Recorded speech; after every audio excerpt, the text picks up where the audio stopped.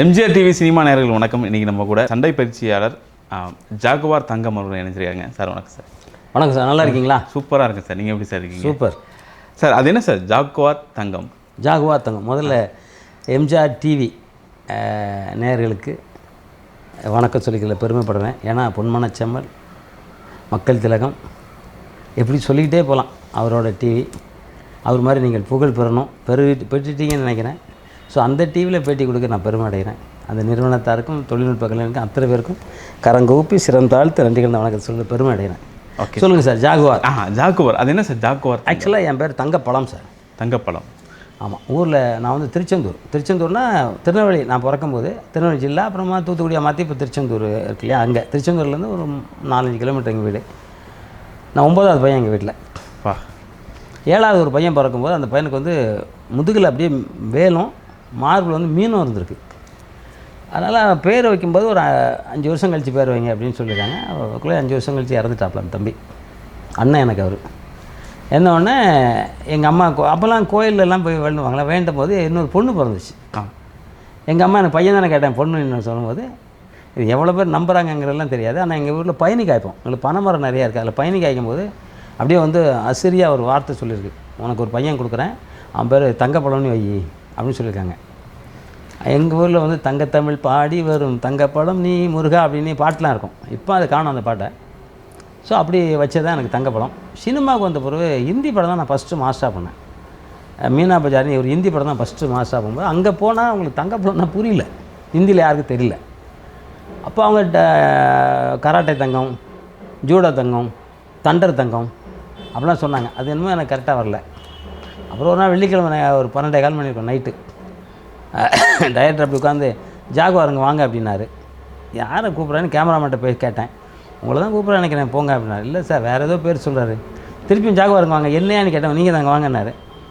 எல்லாம் சொன்னாங்க, நீங்கள் என்னையிலேருந்து ஜாகுவார், நீங்களே மாற்றினாலும் மாற்ற மாட்டேன், என்ன எல்லாருக்கும் ஸ்வீட்லாம் கொடுத்துட்டோம். ஓகே ஜாகுவார்னாரு. சார் நல்லா இருக்கு பேர், எங்கள் அப்பா அம்மா வச்ச பேரும் சேருங்க சார், தங்கத்தையும் சேருங்க, ஜாகுவார் தங்கம் வச்சோம். அப்போ தான் அதுலேருந்து ஜாகுவார் தங்கமாக பேர்.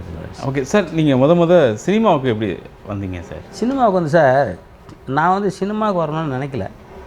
ஏன்னா நான் வந்து சண்டை கற்றுக்கணும்னு ரொம்ப ஆர்வமாக இருக்கும்போது வந்து எங்கள் வாத்தியார் வந்து எனக்கு சண்டை கற்று தரும்போது ரெடியாக இருந்தாலும், எங்கள் வாத்தியார்கிட்ட பிரதம ஸ்டூடெண்ட்டுங்க இருக்காங்களா, நான் இப்போ வந்து எனக்கு தூத்துக்குடியிலேருந்து வரேன்னா கற்றுக் கொடுக்க விட மாட்டேன்ட்டாங்க. அப்போலேருந்தே இந்த மாதிரி இடைஞ்சல் நிறையா இருக்குது. ஆமாம், கற்றுக் கொடுக்க விடலை. ஏன் நாங்கள் 100 பேர்கிட்ட இருக்கோம், அவன் ஊர் விட்டு ஊர் வந்து அவனுக்குலாம் எனக்கு கிளாஸ் கற்றுக் கொடுக்க விடாங்கும்போது அவர் நல்ல பெரிய நல்ல மனசு அவர் என்ன பண்ண, இந்த டீ கிளாஸ்லாம் நீங்கள் அப்படி இப்படி போட்டுருங்க, அதெல்லாம் எடுத்து வைப்பான்டா, செருப்புலாம் ஓரம் இப்போ நீங்கள் கழட்டி தூக்கி போட்டு வந்தீங்க, அங்கே வாசல்கிட்ட கிடக்கு, என்னடா ஓரமாக வைக்கிறியா, வைக்கிறேண்ணே, இல்லை அதுக்கு தான் சேர்த்தாங்க. என்ன கம்பை தூக்கினா அடிப்பானுங்க, கம்பை தொட்டு அடிப்பேன். நான் தான் தொடச்சி வைப்பேன். அந்த குஸ்தி மணல் புரட்டுறது உங்களுக்கு தெரியுமான்னு தெரியல. ஒரு கிரவுண்டில் இருக்கும் சார், ஒரு கிரவுண்ட் 3/4 கிரவுண்ட் இருக்கும், மணல் வந்து கொட்டியிருப்பாங்க. அதில் வந்து முட்டையும் நல்லெண்ணையும், முட்டை வெள்ளைக்கரும் நல்லெண்ணையும் கொட்டியிருப்பாங்க. கொட்டி வந்து டெய்லி அதை வந்து பரட்டினா கீழே இருக்க மண் மேலேயும், மேலே இருக்க மண் கீழேயும், அப்படி 3 வாட்டி பரட்டணும். ஸோ அந்த வேலை எனக்கு கொடுத்துருப்பாங்க. அதெல்லாம் சின்ன பிள்ளைகளை எப்படி செய்ய போகிறப்போ பண்ணுவேன். நான் அதை பண்ணுவேன். காலைல வந்து சீக்கிரமாக பண்ணி குளிச்சுட்டு வெளியே உட்காந்துருப்பேன். அவங்க வந்த பிறகு ஈஸியாக ப்ராக்டிஸ் பண்ணுவாங்க. கொம்பு எடுத்து கொடுத்தா பலான்னு தடவானுங்க. அப்போ நினச்சேன் சார், சண்டையில் நம்ம இதெல்லாம் 8வது தூரத்துக்கு போனோம், இவனுக்கு தலையை கையில் அடிக்கிறாங்கள, உலகமே என்னை பாராட்டணும் அப்படின்னு நினச்சேன். சத்தியமாக அதை நினச்சேன். அப்புறம் ஆஞ்சநேயர்கிட்ட போய் கண் கலங்கினேன். நான் தான் டெய்லி சாமிக்கு படம் பூ போடுவேன். நான் ஆஞ்சநேயரே இந்த மாதிரி, அப்புறம் ஆஞ்சநேயர் டாலர்லாம் போட்டிருப்பேன். ஏன் எனக்கு கத்தரக்கூடாது, என்னமோ ஊர் விட்டு ஊர் வந்தேங்கிறான் இவன், எங்கே யார் ஊர் விட்டு ஊர் வந்து இவன் சொல்கிறான், எனக்கு கற்றுக் கொடுங்கும் போது அப்படியே பிளாஸா வந்து எங்கள் வாத்தியார் செஞ்சு காமிக்கிறார்ல, அது ஞாபகம் வருது எனக்கு. சுற்ற ஆரம்பித்தேன். அன்றைக்கே சுற்ற ஆரம்பித்தேன். ஒரு 10-15 நிமிஷம் சுற்றிட்டு கதை போட்டேன். ஏன்னா வந்துட்டானுங்க திட்டுவானுங்கன்னு சொல்லி பூட்டிட்டு போயிட்டேன். அடுத்த நாள் என்ன பண்ணேன், 3 மணிக்கு வர ஆரம்பித்தேன், விடிய காலையில். ஆமாம். அதுக்கப்புறம் 2 மணிக்கு வர ஆரம்பித்தேன். ஏன்னா எனக்கு வந்து அவ்வளோ ப்ராக்டிஸ் பண்ண வேண்டியிருந்துச்சு. இவ்வளோண்டு கம்பளை நான் உலக்கையில் ப்ராக்டிஸ் பண்ணேன். உலக்கையில் ப்ராக்டிஸ் பண்ணேன். இது இல்லாமல் காவிரி ஆற்றுல போய் தண்ணிக்குள்ளே ப்ராக்டிஸ் பண்ணுவேன். கம்பை தொட்டால் தானே அடிப்பீங்க? ஆமாம்.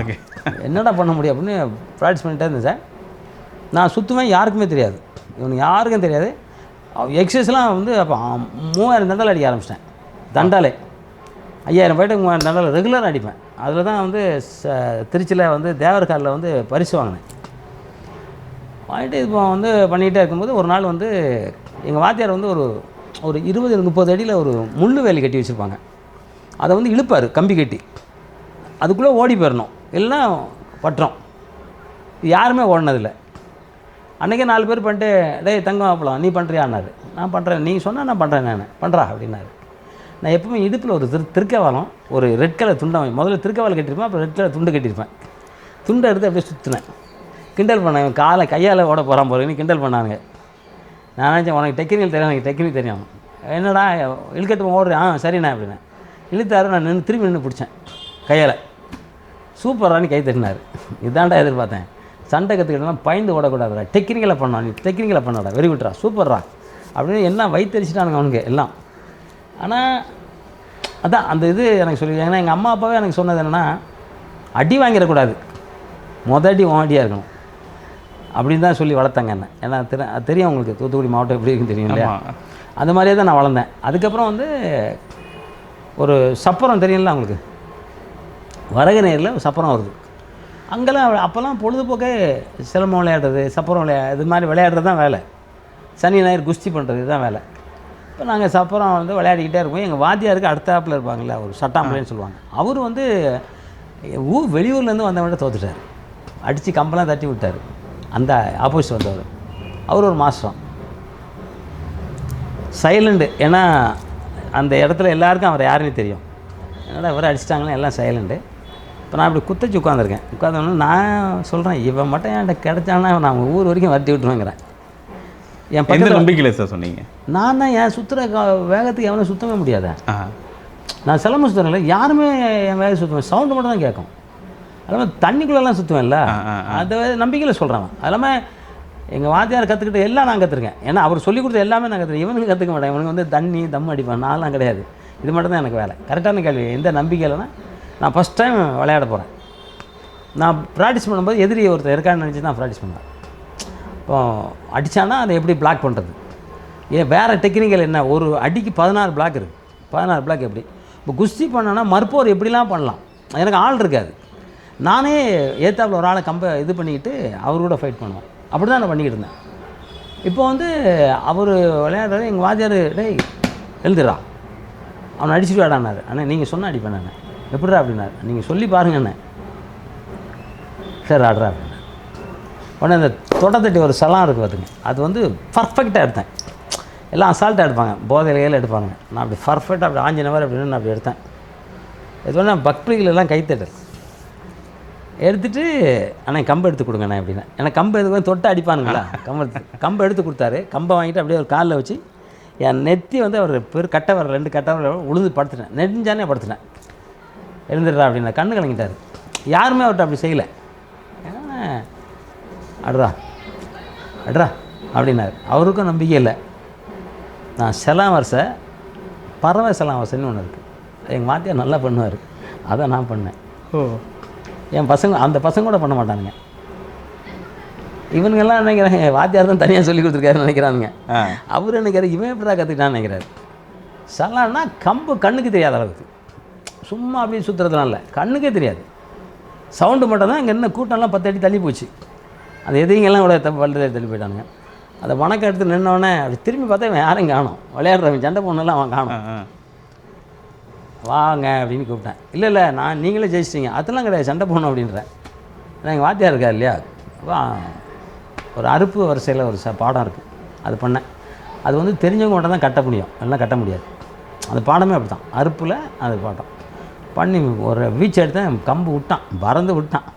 அப்போ நான் கராட்டே பிளாக் பெல்ட் பார்த்துங்க. அப்போவுமே ஒரு கிக் ஒன்று ஊக்கடிச்சேன், பொத்துன தான் கம்பை தூக்கிட்டு வந்தேன். யார்கிட்ட எங்கடா வந்து எங்கடா அடிக்கிறான்னு ஒரே கைத்தட்டில் என்னை தூக்கிட்டாங்க. ஃபஸ்ட்டு நான் கைத்தட்டு வாங்கினதாங்க அதுதான். அப்போ தான் எங்கள் வாத்தியார் கேட்டார், அப்படியே டீ கடை பக்கமாக கூப்பிட்டு போகிறார். என்னென்னா அங்கே நான் உப்பு வியாபாரம் பண்ணேன் பார்த்துங்க. அங்கே வரகநேரி, தாரானூர், உப்புப்பாறை, இந்த ஏரியாலாம் கொஞ்சம் ஃபேமஸ் ஏரியா. அங்கெல்லாம் நான் உப்பு வியாபாரம் பண்ணுவேன். என்னென்னா நான் உப்புனையும் ஒரு கற்றுக்கத்துறேன்னா அந்த தெருவே எனக்காக வெயிட் பண்ணோம். ஏன்னு சொல்லுங்கள், நாங்கள் மொத்தமாக உப்பு வந்து மீமிசல், தூத்துக்குடி, கட்டுமாவடி, வேதாரணி எல்லாம் போய் மொத்தமாக நான் எடுத்துகிட்டு வருவேன். எங்கள் அக்கா கடை வச்சுருந்தாங்க, அதில் மொத்தமாக போய் எடுத்துகிட்டு வருவேன். அதான் 7 டின்னு ஒரு மூட்டைக்கு நான் 8 டின்னு போடுவேன். ஏன்னா அங்கே காசு கொடுத்து 8 டின்னாக போடுவேன், அப்போ ஜாஸ்தி வரும். எனக்கு வந்து 2 ரூபா சாப்பாட்டுக்கு எங்கள் அக்கா வீட்டுக்கு டெய்லி கொடுக்கணும். 2 ரூபா கொடுத்துருவேன் அக்கா வீட்டுக்கு. ஆமாம், ஏன்னா அங்கே தான் இருந்தேன். 2 ரூபா சாப்பாடு கொடுத்துருவேன். 2 ரூபாய்க்கு அது கோணி 2 ரூபா போகும், கோணி சாக்கு அந்த கோணியை எங்கள் அக்கா கொடுத்துருவேன், அக்கா சாப்பாட்டு நீ மிச்சம் எனக்கு முட்டைக்கும் தக்காளிக்கு வெண்ணெய்க்கு கொஞ்சம் காசு வேணும், அவ்வளோதான். சேர்த்துலாம் வைக்கல. ஒரு படி உப்பு கேட்டாலும் ஒரு படி ஃப்ரீயாக போடுவேன். ஒரு படியே 20 பைசான்னு வச்சுங்களேன், 20 பைசா உப்பு ஃப்ரீயாக போடுவேன். அப்போலாம் உப்பு டெய்லி வாங்குவாங்க. ஏன் வாங்குவாங்க? மாடு நிறைய பேர் வச்சுருப்பாங்க. மாட்டுக்கு உப்பு வாங்குறது ஏதோ லட்சுமி கடாச்சோன்னு நம்பி அதை வாங்குவாங்க. உப்பு அவ்வளோ பிஸ்னஸ் இருக்கும். அந்த தெருவெல்லாம் என்ன தெரியுமா, எல்லாம் கை தட்டினாங்க. அடுத்த நாள் நான் போகும்போது மரியாதை வேறு. அப்புறம் எங்கள் வாத்தியார் கூப்பிட்டு போய் சைக்கிள் தள்ளிட்டு வாடா. அப்போ சைக்கிள் தான் பெருசு, பைக்கெலாம் கிடையாது. சைக்கிள் தான் இருக்கிறவங்க பெரிய ஆள். தள்ளிட்டே போய் டீ கடையில் போய் பால் கொடுறாருனார். நான் அது வரைக்கும் பால்லாம் குடிக்க மாட்டேன். அப்போ சரிண்ணே அப்படின்னு சொல்லிட்டு அப்போ சொல்கிறாரு. எல்லாம் கூட அண்ணன் கூட வந்தாங்களா, எல்லாம் பால் சொல்கிறாரு.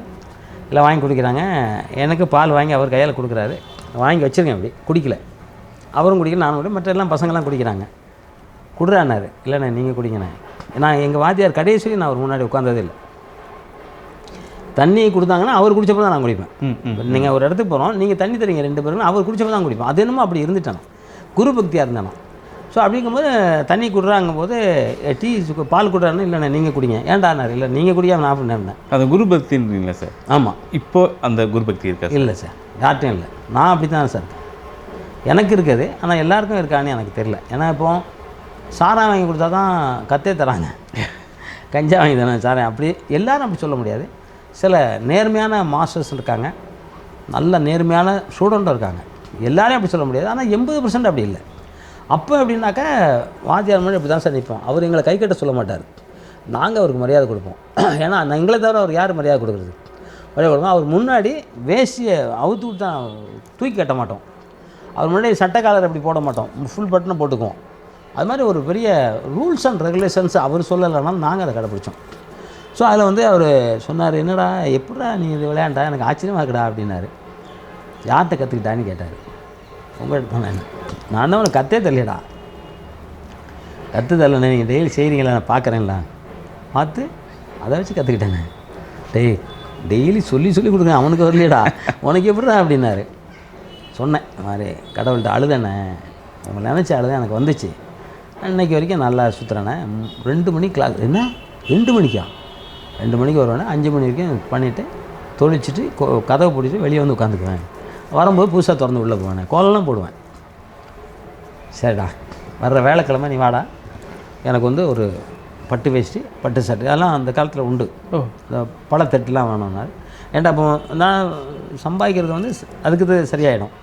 வாட்ச் ஒன்று வச்சுருந்தேன். அந்த வாட்சை விற்றுட்டு எங்கள் வாத்தியாருக்கு அந்த பட்டு வேஷ்டி எல்லாம் வாங்கி, அவருக்கு தெரியாது, விற்றுட்டு அடுத்த வாரம் அவருக்கு அது பண்ணதுக்கப்புறம் ரெகுலராக இங்கே கிளாஸில் கொடுக்காம அங்கேருந்து 8 கிலோமீட்டர் பொன்மலைப்பட்டின்னு ஒரு இடம் இருக்குது திருச்சியில். பெரிய ஆலமரம் ஒன்று இருக்கும். சைக்கிள் தான், அவர் டபுள்ஸ் வச்சு கூப்பிட்டு போவேன். அவர் முன்னாடி உட்காந்துக்குவார், நான் அழுத்துவேன். போயிட்டா ரயில்வே ரயில்வேயில் நிறைய பேர் உள்ளே விட மாட்டாங்க. அந்த இடத்துல எங்களுக்கு கொஞ்சம் தெரிஞ்சவங்கனாலும் விடுவாங்க. அங்கே போய் கரெக்டாக 8 மணிக்கு போவோம், 11 மணி வரைக்கும் ப்ராக்டிஸ் பண்ணுவேன். அவர் உட்காந்துருப்பார், நான் ப்ராக்டிஸ் பண்ணுவேன். அப்புறம் அவர் சில கலைகள், வர்ம கலைகள் கொஞ்சம் நிறையா வித்தைகள் அவர் சொல்லி கொடுத்தாரு. அதில் ஸ்டேட் ஃபர்ஸ்ட் வந்தேன். ஸ்டேட்னா 1971 நான் ஸ்டேட் ஃபர்ஸ்ட் சிலம்பத்தில். அதுக்கப்புறம் திருச்சி ஃபுல்லாக ஜாகுவார் தங்கம்னா தங்கப்படம் சாமின்னு கூப்பிடுவாங்க. சபரிமலைக்கு மாலை போடுவேன். சாமி தங்கம் போய் சாமியாச்சு. எங்கள் வீட்டை இப்படி கிராஸ் பண்ணுறாங்கன்னு வைங்களேன், சிலம்பங்கள்லாம் விளையாண்டு. திருச்சிக்கு போயிட்டீங்க? அப்போ திருச்சியில் தான் இருக்கேன். ஊர்லேருந்து திருச்சி தான் அந்த நடந்ததெல்லாம் திருச்சி. ஓகே.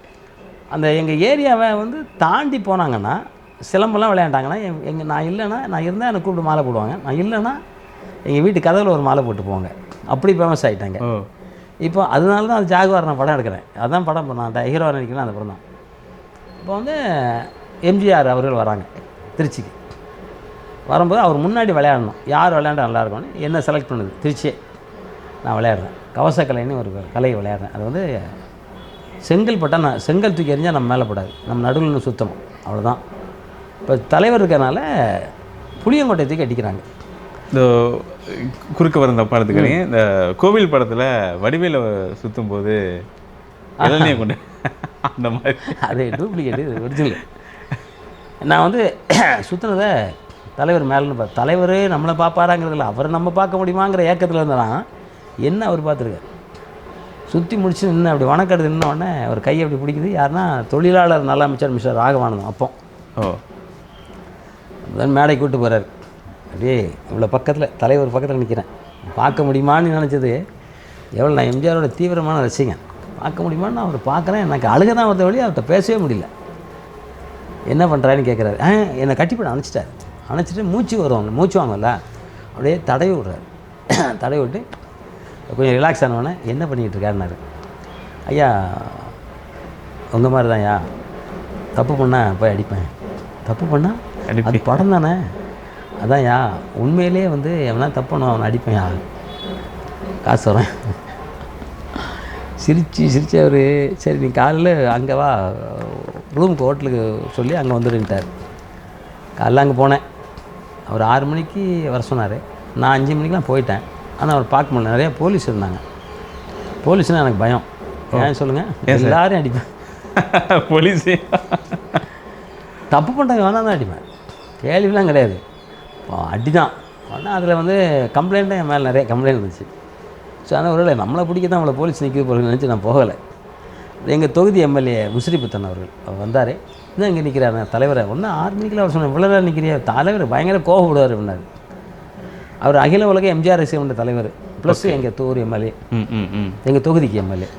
கூப்பிட்டு போயிட்டு அவர் பார்த்தா தலைவர் யார் அப்பாயின்மெண்ட் இல்லாமல் என்கிட்ட மட்டும் பேசணும்னு வெயிட் பண்ணிருக்காரு. இது என்ன இவன் என்கிட்ட ஏதோ ஒன்று இவன் பெருசாக சுற்றுறான் அவன். ஏன்னா அந்த மாதிரி நான் இப்போ சுற்றினாலே செல்லම கண்ணுக்கு தெரியாது. அப்போ எப்படி இருக்கும் பாருங்கள், இப்போ 73, அப்போ எப்படி இருக்கும் பாருங்கள். சார் நிஜமாகவே உங்கள் வயசு தான் என்ன சார்? 73. எப்படி சார் நம்புற மாதிரி இல்லையா சார் இது? சார் என்னோடய ஸ்கூல் சர்டிஃபிகேட் தானே பாருங்கள், அதுதானே வேணும். சார் எங்கள் அக்காவுக்கு 75 சார், என்னோட 2 வயசுக்கு முன்னாடி பிறந்தது. எனக்கு 73. பெருந்தலைவர் காமராஜர் வந்து எனக்கு 10 வயசில் நான் அவரை பார்க்குறேன். 10-11 சிஎம்மாக இருக்கார். கிட்டத்தட்ட 13 முதலமைச்சர் நான் நேரடியாக என்ன தெரியும் அவங்களுக்கு என்ன தெரியும் எனக்கு. நான் சினிமாவுக்கு வந்து 52 வருஷம் ஆச்சு. ஓகே. அப்போ எத்தனை வயசில் நான் சினிமாவுக்கு வந்துடுவேன் பாருங்க சார். நீங்கள் எம்ஜிஆர் பார்த்தீங்களா சார்? சாரை பார்த்து போனேன். செம்ம அவர் வந்து இப்படின்னா செம கோவத்தில் இருக்காருன்னு அர்த்தமா எனக்கு தெரியாது. அப்படி இப்படின்ட்டு வந்து செம்ம ரெட்டாக இருந்துச்சு. உன்னை எப்போ வர சொன்னேன்னாரு. ஐயா நான் வந்துட்டேன், 5 மணிக்கெலாம் வந்துட்டேன். எதுக்கு மேலே வரல, போலீஸ் இருந்தாங்கய்யா. போலீஸ் தான் உனக்கு என்னை பிடிக்கிறதுக்கு வந்தாங்க, அதனால தான் எம்எல்ஏ வந்தோன்னு கூட வந்தேன். விழுந்து சிரிச்சு கண்ணெல்லாம் கலங்கி கண்ணாடியாக இருந்தது, கண்ணெல்லாம் தொடச்சிட்டு அது எனக்கு பாதுகாப்பியா, உங்களுக்கு ஏன் எவ்வளோ பாதுகாப்பு, நீங்கள் தான் அடிச்சிட மாட்டீங்க எல்லோரும். நான் சொல்கிறேன் அப்போ ஒன்றும் தெரியாதுல்ல சார். அப்போ அந்த வயசில் 20 வயசு தான், ஆனால் ஒன்றும் தெரியாது. உட்கார வச்சு டிஃபன் சாப்பிடும் போது டிஃபன்லாம் கொடுத்து சொன்னார், நீ சென்னைக்கு வந்துடு இது பண்ணார். அவர் சொல்லி சென்னைக்கு வந்து அவர் வீட்டில் 4 வருஷம் வந்தேன் சார். அவர் நான் பார்த்தது கூட கிடையாது. அவர் கூட நீங்கள் 4 வருஷம் இருந்தேன்றீங்க. எப்படிப்பட்ட மனுஷன் சார்? சார் கர்ணனை நம்ம பார்த்ததில்லை, நம்ம புராணத்தில் படிச்சிருக்கோம். அந்த கர்ணன் எம்ஜிஆர் தான். இந்திரனை நம்ம பார்த்ததில்லை, உலக அழகன்னு சொல்லுவாங்க, அந்த அழகன் எம்ஜிஆர் தான். உலகத்திலேயே ஒரு அம்மா எல்லாரையும் பிடிக்கும், எல்லா மக்களையும் காப்பாற்றணும்னு நினைக்கிற அம்மா இருக்காங்களான்னா தெரியாது. ஏன்னா எங்கள் அம்மா என்ன பிடிக்கும், உங்கள் அம்மா உங்களை பிடிக்கும், அவங்க அம்மா அவளை பிடிக்கும். ஆனால் இவர் எல்லாருக்கும் அம்மா, வர்றவங்களுக்கெல்லாம் அம்மா. அந்த மாதிரி ஒரு மனிதரை நான் பார்க்கல சார். அதாவது பொன்னிற மேனி அப்படின்னு சொல்லுவாங்க. தங்கம் தான் அவர், உடம்பே தங்கம், மனசு அதை விட தங்கம். மிக அற்புதமான ஒரு சித்தர். சித்தர்? ஆமாம், மிக அற்புதமான சித்தர். அவர் நீங்கள் நினச்சி பாருங்கள், அவர் ஜெயிச்சதுக்கப்புறம் என்னைக்கா தோற்றுக்கார பாருங்கள். ஏன்னா அவ்வளோ அற்புதமான சித்தர். நேர்மைன்னா அவருக்கு அவ்வளோ பிடிக்கும். அரசியலுக்கு வந்து ஒரு 1/4 கிரவுண்டுக்கு இடம் கூட அவர் வாங்கலை. அப்படியே சார்? 1/4 கிரவுண்டு கூட வாங்கலை சார். ஓகே. அது ஆல்ரெடி சினிமாவில் என்ன சம்பாதிச்சாலும் அதான் அந்த சொத்து தான் இன்றைக்கி வரைக்கும் இருக்குது. இன்றைக்கி வரைக்கும் அவர் சாப்பாடு போட்டுட்ருக்கார் மக்களுக்கு. அவர் உயிரோடு இல்லைன்னு சொல்கிறாங்க, நாலாவது நம்மளை அவர் உயிரோடு இருக்கார். ஏதோ ஒரு ரூபத்தில் கடவுளாக இருக்கார், அவ்வளோதான். அவரை பற்றி பேசுனா அவர் நமக்கு நல்லா சப்போர்ட் பண்ணுவார், அவ்வளோதான். அவர் நினச்சாலே நல்லாயிரும் சார். நல்லா பாருங்கள், என் வீட்டில் உள்ளே வந்தோடனே எம்ஜிஆர் செல்லை தான் வச்சுருப்பேன். அங்கேயும் எம்ஜிஆர் கூட நான் இருக்கிற ஃபோட்டோ தான் வச்சுருப்பேன். ஏன்னா அவர் பார்த்துட்டு போனால் ஒரு நிம்மதி இருக்கும் சார். அந்த மாதிரி நல்லவரை. ஏன்னா என்கிட்ட சொன்ன ஒரு வார்த்தை அவர், தங்கம் திருடனை பார்த்துட்டு நீ பேசாமல் போனால் அவனை விட நீ தான் பெரிய திருடன். திருடனை காட்டி கொடுக்கணும், பிடிச்சி கொடுக்கணும் என்ன அப்படின்னு என்ற ஒரு வார்த்தை சொன்னார். இன்றைக்கு வரைக்கும் அதை கடைப்பிடிக்கிறேன். அதே மாதிரி ஈகையில் அவருக்கு நிகர் அவர் தான். ஒரு உதாரணம் ஒன்று சொல்கிறேன் சார். ஒரு வாட்டி ஆலந்தூரா என்னன்னு தெரியல, எனக்கு சரியான இல்லை, ஒரு 5 ஐயர் வராங்க. கோயில் வந்து கும்பாபிஷேகம்க்காக அங்கங்கே வசூல் பண்ணிட்டுருக்கோன்னு சொல்கிறாங்க. இப்போ மாதிரிலாம் சிஎம் பார்க்குறதுக்கு அவ்வளோ கஷ்டம்லாம் இல்லை. அவர் சிஎம் அவர் வீட்டில் ஒரே ஒரு வாட்ச்மேன் நிற்பார். மாணிக்கண்ணன்னு நினைக்கிறேன் பேர் எனக்கு கேட்டாங்க. அவர் ஆஃப்டர் ஏர்போர்ட் அவர் மட்டும்தான் காவல் சிஎம்மாக இருக்கும்போது. உள்ளே அவர்கிட்ட சொல்லிட்டு போயிடலாம், அவர்கிட்ட பர்மிஷன் வாங்கணும் அவ்வளோதான். ஐயா போயிட்டாங்க. நானும் உள்ளே தான் இருக்கேன். உள்ளே இருக்கும்போது வந்து சொல்கிறாங்க இந்த மாதிரி கோயில் திருவிழா அப்படின்னோடனே எவ்வளோ செலவாகும், நீங்கள் எவ்வளோ வசூல் பண்ணியிருக்கீங்கன்னு கேட்குறாரு. ஒரே ஒரு இடத்துல 101 ரூபா கொடுத்துருக்காங்க அப்படின்னு சொல்கிறாங்க. எவ்வளோ செலவாகும் ஒரு அமௌண்ட் சொல்கிறாங்க. சரி நான் கொடுத்துறேன் அப்படின்னு கூப்பிட்டு உடனே கொடுக்குறாரு. ஃபுல் செட்டில்மெண்ட் கொடுக்குறாரு. கொடுத்துட்டு நீங்கள் எதுவும் வாங்கினா எதுனாலும் என்கிட்ட வாங்க, நீங்கள் அலைய வேண்டாம், கோயில் திருவிழா பண்ணுங்க அப்படிங்கிறாரு. அவர் வந்து சாமி இல்லை அப்படிலாம் சொல்லுவாங்களா, அதெல்லாம் இல்லை, அவர் பயங்கரமான சாமி பக்தர். அப்புறம் வந்து போய்கிட்டே இருக்கும்போது ஒரு ஐயரை மட்டும் கூப்பிட்றாரு, வாங்க அப்படின்றார். அவர் மட்டும் வராரு. என்ன உங்களுக்கு பிரச்சனைன்னு கேட்குறாரு. ஒன்றும் இல்லைங்க அப்படிங்கிறார். சொல்லுங்கள் உங்களுக்கு என்ன பிரச்சனை நான் பண்ணித்தரேன் அப்படிங்கிறார். சால்வ் பண்ணுறேங்கிறார். அப்படியே யோசனை பண்ணி கண்ணெலாம் கலைங்க. அவர் சொல்கிறார் எனக்கு 5 பொண்ணும் கல்யாணம் ஆகலை. ஒரு பொண்ணு 33 வயசு. இப்போ வந்து லாஸ்ட் ஒரு பொண்ணு 22 வயசு. என்ன பண்ண தெரில. சரி கவலைப்படாங்க நான் பண்ணி வைக்கிறேன். 5 பொண்ணும் கல்யாணம் பண்ணிச்சார். அதாவது அவர் கேட்கல, உதவியே கேட்கல. அவர் நடையிலையும் அவர் முகத்துலையும் ஏதோ ஒன்று பார்த்துட்டு கூப்பிட்டு பண்ணார். அந்த மாதிரி யாருங்க உலகத்தில் இருக்கா? இதெல்லாம் நீங்கள் கூட இருந்து பார்க்குறீங்க? கூட இருந்து பார்க்குறேன். இவன் நிறையா சொல்லலாம் சார். அவர் பற்றி தனியாக ஒரு ப்ரோக்ராம் வைங்க. அவர் பற்றி நான் பார்த்தது நிறையா சொல்லலாம். அவ்வளோ நிறையா இருக்குது சார். அவர் வந்து சாப்பிட்லன்னா கோவம் வந்துடும் சார். நான் வந்து ஃபஸ்ட் டைம் அவர் வீட்டுக்குள்ளே போகிறலாம் பார்க்குறதுக்கு வந்தவுடனே என்ன கேட்டது சாப்பிட்டியான்னு. அதே பெரிய ஆச்சரியம் என்னென்னா அந்த வாட்ச்மேன் மாதிரி மார்னிங் அவர் தான் கேட்கணும். நான் வந்து குன்றத்தூர்லேருந்து எங்கள் அண்ணெல்லாம் நம்பலை. எம்ஜிஆர் கூப்பிட்டாருன்னா நீ ஒன்றே யாருப்பா எம்ஜிஆர் கூப்பிடுவார், நீ வேறு சும்மா இருப்பா கிண்டல் பண்ணாத அப்படின்ட்டாங்க. அப்புறம் அங்கே சிலம்பெல்லாம் விளையாண்டி ஒரு அங்கே கோயிலில் குன்றத்தூரில் ஒரு கோயிலில் சிலம்பம் விளையாண்டி எங்கள் அண்ணன் நம்பி அதுக்கப்புறம் ஒரு அம்மாவை கூப்பிட்டு போக சொன்னாங்க. அந்த அம்மா மாவட்ட செயலர் அதிமுகவில் கூப்பிட்டு போகும்போது அந்த அம்மாவை உள்ளே விட மாட்டேன்ட்டாங்க. ஓ நீ யாருன்னு என்னை கேட்டார். நான் தங்கப்பழம் திருச்சியிலேருந்து வரியா? ஆமாம். போ பேர் மட்டும் தான் சொல்கிறீங்க, எங்கேருந்து வரலாம் சொல்லலை, எதுவுமே சொல்ல. தங்கப்பழம்னு சொல்கிறேன், திருச்சியிலேருந்து வரியான்னு கேட்டார். ஏன்னா என் பேர் புதுசாக இருக்கும். ஜாகவர்த்தங்களும் புதுசு பேர், தங்கப்பழம் புது பேர். அது யாருக்கும் ஒருத்தர் தான் இருக்கும். ஜாகவர்த்தங்க யாருக்குமே இருக்காது. இப்போ உடனே உள்ள போய் சொல்கிறார். அந்த மாதிரி சேர்த்து கூப்பிட்டு போகிறேன். போனோடனே அங்கே பார்த்துட்டே வந்தார், என்னை பார்த்துட்டாரு அப்படின்னாரு. போனேன் பக்கத்தில். ஏன் இவ்வளோ நாள் கழிச்சு? நான் 2-3 மாதம் ஆயிடுச்சு. போலீஸ் கேஸில் வந்து அவர் தான் தலைவர் தான் என்ன சரி பண்ணி விட்டார். சரி பண்ணி விட்டார்னா சும்மா போட்டிருப்பாங்களா பொய்யா, அதெல்லாம் சரி பண்ணிட்டு ஒரே ஒரு கேஸ் மட்டும் ஸ்ட்ராங்காக இருந்துச்சு. அதை அப்புறமா இது பண்ணிட்டேன். சாப்பிட்டியான்னு கேட்டார். அப்படின்னேன். சாப்பிடலண்ணா. கையை பிடிச்சி மோந்து பார்த்தாரு. யார் பார்ப்பா? அம்மா மட்டும் தான் பார்ப்பாங்க. அம்மாவுக்கு மட்டும்தான் அந்த இது தெரியும். வேறு யாரும் கையை மோந்து பார்க்கவே மாட்டாங்க. மோந்து பார்த்தார்.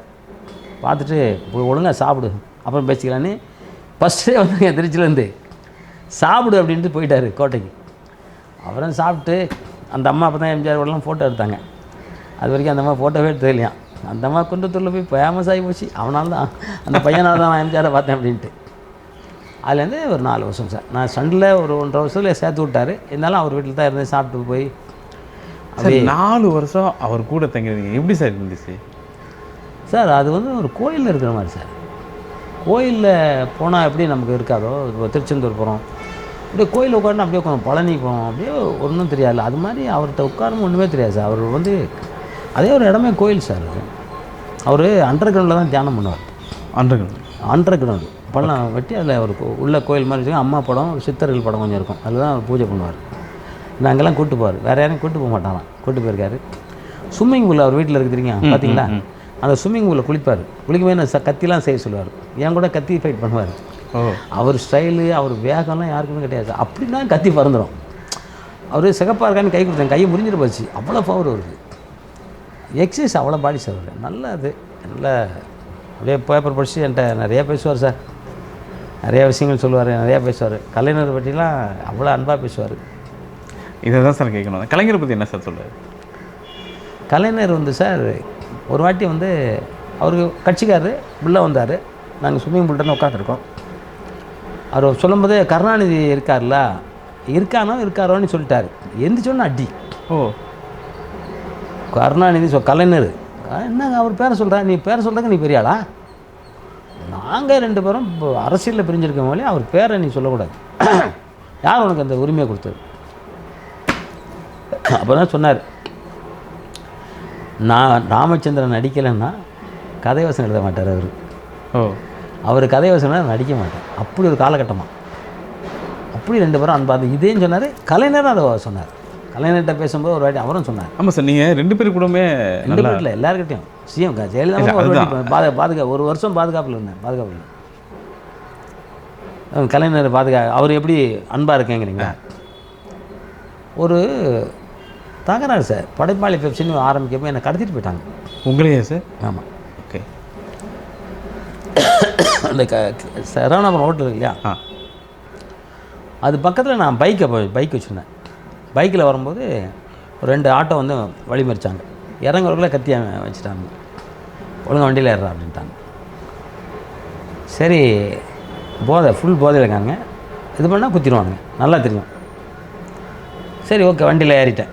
வண்டியை ஓரமாக அப்படியே நிற்கட்டுறா மயிறு அப்படின்றான். சரி வண்டியை நிறுத்திட்டு லாக் மட்டும் பண்ணிவிட்டு வண்டியில் ஏறிட்டேன். இந்த பக்கம் 2 பேர், இந்த பக்கம் 2 பேர். ஆட்டோ ஓட்டுறவன் பக்கத்தில் 2 பேர், பின்னாடி ஒரு ஆட்டோ, முன்னாடி ஒரு ஆட்டோ போகுது. கேட்க போலீஸ் ஸ்டேஷன்கிட்ட போகும்போது அங்கே வந்து ஒரு பஸ் வருது, இங்கே வந்து ஒரு பஸ் போகுது. ஒரு ஆட்டோ முன்னாடி போயிடுச்சு, எங்கள் ஆட்டோ 2வது நடுவில் நிற்கிது, 3வது ஆட்டோ ஒன்று வருது. கரெக்டாக போலீஸ் ஸ்டேஷன் வாசல். போலீஸ் ஸ்டேஷன் வாசல். சரி, இந்த சந்தர்ப்பத்தை தப்பிக்க முடியாது. ஏன்னா அவங்க யாருன்னு எனக்கு தெரியும், என்ன குரூப்புன்னு எனக்கு தெரியும். கடற்குள்ளே உள்ளே கூட்டு போயிடுவாங்க, கடலில் உள்ளே கூட்டு போயிடுவாங்க. அந்த மாதிரி குரூப் நீங்கள் புரிஞ்சிருப்பீங்கன்னு நினைக்கிறேன். இவ்வளோ சண்டைக்கு வேஸ்ட் ஆகிடக்கூடாதுன்னு சொல்லிட்டு தூக்கி இந்த இடத்துல சங்கில் ஒரு அடி பிச்சுட்டு ரத்தம் குடிச்சு ஒருத்தர் மூஞ்சில் பஞ்சு அப்படியே டைப் பண்ணி போலீஸ் ஸ்டேஷனுக்கு போயிட்டேன். ஓ, எல்லாம் கத்தியோடு தூக்கி விரட்டிட்டு வரானுங்க. போலீஸ் ஸ்டேஷனுக்குள்ளே வராங்க. போலீஸ் 2 பேர் தான் இருந்தாங்க. அவங்க என்ன பண்ணுறதுனே புரியல. நாங்கள் இந்த துப்பாக்கி எடுத்துக்கிட்டேன், சுட தெரியாது, அது வேறு விஷயம். எடுத்துக்கிட்டேன். போலீஸ் ஸ்டேஷனுக்குள்ளே வரணும். அப்போ தான் நினைக்கிறேன் போலீஸ் ஸ்டேஷன் ஓடுறானுங்க. ஆனால் அவங்க மேலே எஃப்ஐஆர் போடல. எஃப்ஐஆரில் கம்ப்ளைண்ட்டே பதிவு பண்ணல. ஓ, அப்போ வந்து எனக்காக வந்து தமிழ்நாடு ஃபுல்லாக போராட்டம் நடந்துச்சு. ஆமாம், எனக்காக பசுமறியல் அது இதுன்னு நிறையா நடந்துச்சு. கலைஞர் வந்து என்னை கூப்பிட்டார் வீட்டுக்கு ஃபோன் பண்ணி. அப்போல்லாம் லேண்ட்லைன் தானே. கூப்பிட்டு இந்த மாதிரி சண்முகனை ஃபோன் பண்ணி ஒய்ஃப்கிட்ட பேசியிருக்காங்க. அவங்க சினிமா கம்பெனியான்னு கேட்டாங்களாம். கலைஞர்னால் அவங்களுக்கு கலைஞர் தெரியும், பட் ஆனால் ஏதோ கலைஞர் சினிமா கம்பெனி பொருளுக்கு அப்படின்னு சொல்லிட்டு சொல்லுங்கய்யா, வீட்டில் இல்லை, நம்பர் கொடுக்க வந்தோடனே பேச சொல்லுங்க. எழுதி வச்சுட்டாங்க. நான் வந்து 7 மணி இருக்க வந்தேன். வந்து பார்த்தா இந்த நம்பரு அப்படின்னு சொல்லிட்டு போட்டேன். சண்முகனை எடுத்தாங்க. அண்ணன் நான் ஜாகுவார் தங்க போயிருந்தேன். சொல்லுங்கள், தலைவர் உங்களை பார்க்கணுன்னாரு. தலைவர் என்ன பார்க்கணுன்னாரு? என்னங்க சொல்கிறீங்க அப்படின்னா, எப்போ உங்களுக்கு டைம்னாங்க. நீங்கள் எப்போ டைம் சொல்லுங்கண்ணே. நாளைக்கு காலைல. ஓகே, எத்தனை மணிக்கு? 7 மணிக்கு வாங்க. நான் சரின்னு சொல்லி 6:30 நான் போயிட்டேன். 6:30 போகும்போது தலைவர் வந்து மேலே உட்காந்துருக்காரு. கீழே நிறையா கட்சிக்காரங்களாம் இருக்காங்க. நான் போகும்போது என்னை பார்த்தோன்னே என்ன கூப்பிட்டு போயிட்டாங்க மேலே. கூப்பிட்டு போய்ட்டு என்னை பார்த்துட்டு தலைவர் எழுந்திரிச்சார். இந்த ஃபோட்டோ இருக்க பாருங்கள். எழுந்த உடனே நான் வணக்கம் சொன்னேன். உடனே உட்காரியா அப்படின்னாரு. நான் அங்கே இருக்க வெளியே காமிக்கிறேன். உட்காரியா அப்படின்னாரு. ஐயா நீங்கள் உட்காருங்க. உடனே அடுத்த வாரத்தை என்ன சொல்லுமா சொன்னார். ஓ, என் வீட்டில் வந்து என்ன நீ மிரட்டுறியா, உட்காரியா அப்படின்னாரு. வெளியில் அப்படி இப்படி சொன்னாலும் அவர் அன்பில் பெரிய கலைஞர் வந்து ஒரு பெரிய அன்பான ஆள். சரியா 2 பேரும் ஒன்றா உட்காரும் அப்படின்னு உட்காந்தோம். அதுலேருந்தே கலைஞர் ஃபர்ஸ்ட் நம்பர் என்கிட்ட கொடுத்துருந்தாரு. என்கிட்ட நல்லா பேச ஆரம்பித்தார். எனக்கு 3 தங்கப்பதக்கம் கொடுத்தாரு கலைஞர். அவர் படம் ஒன்று ஃபைட் மாஸ்டராக பண்ண அவர் ரெக்கமெண்ட் பண்ணி நடித்தேன். சீரியல் ஒரு 5 வருஷம் நடித்தேன். அவர் சீரியல் மறக்க முடியாத தலைவர். அது மாதிரி நாங்கள் ஒரு வாட்டி மகாபலிபுரம் போயிருக்கும்போது நாங்கள் ஒரு 4-5 பேர் காரில் போனோம். 4 பேரும் வரல, காலில் வரேன்ட்டாங்க. மகாபலிபுரம் ட்ரிங்க்ஸ்லாம் அடிக்கிறது. நான் தலைவர் கேட்டார், என்னையா நீ எப்படின்னாரு. இல்லை நான் போய்டுவேன், வீட்டுக்கு போய்டுவேன். மத்தியானம் சாப்பிட்டு எல்லாம் வெளியே போனாங்க. ஏன் நீலாம் தம்மில் அடிக்க மாட்டியா அப்படின்னாரு. நான் எல்லாம் அடிக்க மாட்டேன். என்ன சரி சாயங்காலம் எப்படி வீட்டுக்கு போறியான்னாரு. ஆமாம் வீட்டுக்கு போய்டுவேன். எப்படி போவேன்? பஸ் ஏறி போய்டுவேன். அவங்க 4 பேர் இருக்காங்க, நான் ஒரு ஆள் தானே, பஸ்ஸில் போய்டுவேன். ஒன்றும் சொல்ல சார். நிஜமாகவே உங்களுக்கு எந்த பழக்கமே கிடையாது சார்? சீரியவா சார்? சார் சத்தியமாக கிடையாது. இவ்வளோ வருஷம் சினிமாவில் ஸ்டண்ட் மாஸ்டர், எத்தனையோ ஹீரோ கணக்கு சண்டை வந்துருக்கு. நான் தண்ணி அடிக்கலேன்னு. எத்தனையோ டைரக்டர் எனக்கு படம் தர மாட்டேருக்காங்க, நான் தண்ணி அடிக்கலேன்னு. எத்தனையோ பேர் அது மாதிரி எனக்கு வந்து தண்ணி அடிக்க பார்ட்டி கொடுக்க மாட்டேன், கம்பெனியை கொடுக்க மாட்டேன்னு அவ்வளோ பேர் எனக்கு படமே தரல. போய் அவன் தண்ணி அடிக்க மாட்டான்னு சொல்லி கொடுக்கல. அதெல்லாம் நான் விரும்பலை. ஏன்னா எங்கள் அம்மா அப்பா பெற்று போட்டது எவனோ ஒருத்தர் தண்ணி வாங்கி தர, அதை குடிக்கிறக்காகலாம் கிடையாது. எங்கள் அம்மா என்ன 9வது பிள்ளை கடவுள்கிட்ட வேண்டி பெற்றிருக்காங்க. நான் வந்து எனக்கு என்னமோ இப்போ சாதிச்சிட்டேன்னா எனக்கு தெரியாது. உலகம் ஃபுல்லாக எனக்கு 12 கோடி பேர் என்னை ஃபாலோ பண்ணிகிட்ருக்காங்க. ஏதோ கலைமாமணி விருது வாங்கிட்டேன், ஒரு 8 தங்கப்பதக்கம் வாங்கியிருக்கேன் அரசாங்கத்தில். இதுக்கு மேலே என்ன வேணும் அப்படின்னு நினைக்கிறேன். பட் இருந்தாலும் அவ்வளோ தூரம் வந்திருக்கானு தெரில. இப்போ கலைஞர் என்ன மகாபலிபுரத்து வந்து 5 மணிக்கு அவர் புறப்படுறாருல, போலீஸ்கிட்ட சொல்லி தங்கத்தை கூப்பிடுங்கிறார். என்ன அவர் ஜாகுவார்னு கூப்பிட மாட்டார், அது இங்கிலீஷ் ஃபேர்னு கூப்பிட மாட்டார். சொல்லுவார், யோ நான் ஜாகுவார்லாம் கூப்பிட மாட்டேன், தங்கன்னு தான் கூப்பிடுவார். சரிங்கய்யா அப்படிமே. அதான் வண்டியில் ஏறுங்கிறார். ஐயா என்ன ஏறு நீ முதல்ல, இல்லை பேக்கு அதெல்லாம் பேக்கெல்லாம் எடுத்து வச்சிட்டோம் வா. என் பேக்கு அவங்க முன்னாடி எடுத்து வச்சுருக்காங்க. ஏறி வந்தோம் சார், எங்கே போனோன்னாரு. ஐயா நான் கிண்டியில் இறக்கிருங்க, பக்கம் தான் நடந்து போகிற தூரம் தான். கிண்டிக்கு வந்துச்சு. எங்கேயா கிண்டியில் எங்கே வீடு இருக்குன்னாரு. இல்லையா அப்படியே அப்படின்னா உதயம் தேட்டர்கிட்ட தான் அப்படின்னேன். உதயம் தேட்டர் வந்தாச்சு. அவர் போக மாட்டேங்கிறாரு. ஐயா பக்கம்தான்யா, எங்கே வீடு சொல்லியா, என்ன எம்ஜிஆர் நகரான்னு கேட்டார். எனக்கு ஒன்றும் வரல. யோ ராமச்சந்திரன் நானும் அவ்வளோ அன்பியா தெரியுமா, ராமச்சந்திரன் என் மேலே அவ்வளோ பாசம், அவர் மேலே அவ்வளோ பாசம். எம்ஜிஆர் என்ன சொன்னாலும் அதே தான் சொன்னேன். அப்போ நான் சொன்னேன், எம்ஜிஆர் இது மாதிரி உங்கள் பேரை சொன்னானே ஒருத்தன் அடித்தார் அப்படியா அப்படின்னாரு. அவ்வளோ பாசம். நாங்கள் 2 பேரும் அவர் ராமச்சந்திரன் இறந்த அன்றைக்கி நான் சாப்பிடல தெரியுமா உங்களுக்கு, என் வீட்டு முன்னாடி தண்ணி தொளி கூட கோலம் போடக்கூடாதுன்னு சொன்னேன் தெரியுமா உனக்கு அப்படிங்கும்போது நான் வியந்து போயிட்டேன். 2 பேரும் ஏதோ ஒரு இதில் இந்த ஆமை வந்து முட்டையை வெளியில் போட்டு கடலுக்குள்ளே போயிடும், இங்கேருந்து பார்த்துக்கிட்டு இருக்குமா. அது மாதிரி இவங்க 2 பேரும் பிரிஞ்சிருந்தால் கூட எவ்வளோ அன்பாக இருக்காங்கன்னு அப்புறம் நினச்சிக்கிட்டேன். 2 பேரும் இவங்க பிரிவுன்றது வந்து அரசியல் அந்த கொள்கை மட்டும்தான், வேறு எதுலேயும் இல்லை. ஓகே 2 பேரும் அன்பான நண்பர்கள் சார், ரொம்ப அன்பான நண்பர்கள். 2 பேரும் ஒன்றா சுற்றிருக்காங்க சார். எம்ஜிஆருங்கிறது அசைக்க முடியாத ஒரு சக்தியாக உருவெடுத்ததுக்கு கலைஞரும் காரணம், கலைஞர் அசைக்க முடியாத சக்தியாக இருந்தது எம்ஜிஆரும் காரணம்.